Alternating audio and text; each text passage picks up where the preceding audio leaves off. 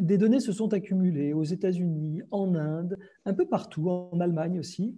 qui montraient que les enfants n'étaient pas si peu atteints que cela. Alors nous, à Genève, par exemple, on a fait une étude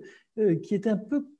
contradictoire avec cela parce qu'on ne trouvait pas beaucoup d'enfants infectés, mais il faut réaliser que notre étude a été faite au moment du confinement, c'est-à-dire que les enfants étaient chez eux. Et donc,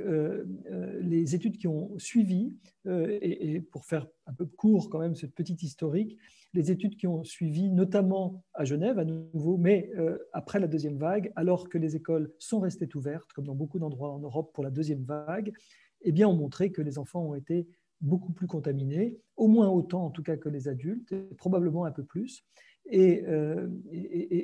ont été non pas plus malades. Encore une fois, ce qui était très clair, c'est que les enfants sont très peu malades par la COVID-19,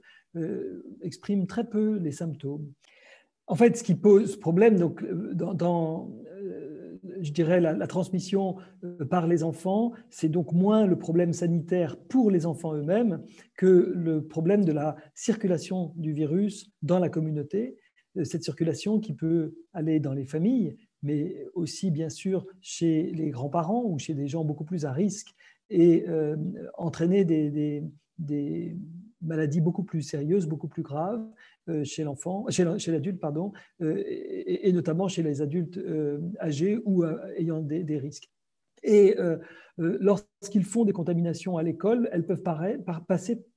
presque inaperçues des parents comme des enseignants, comme des enfants eux-mêmes, puisqu'ils n'ont pas de signes ou des signes très très légers qui peuvent d'ailleurs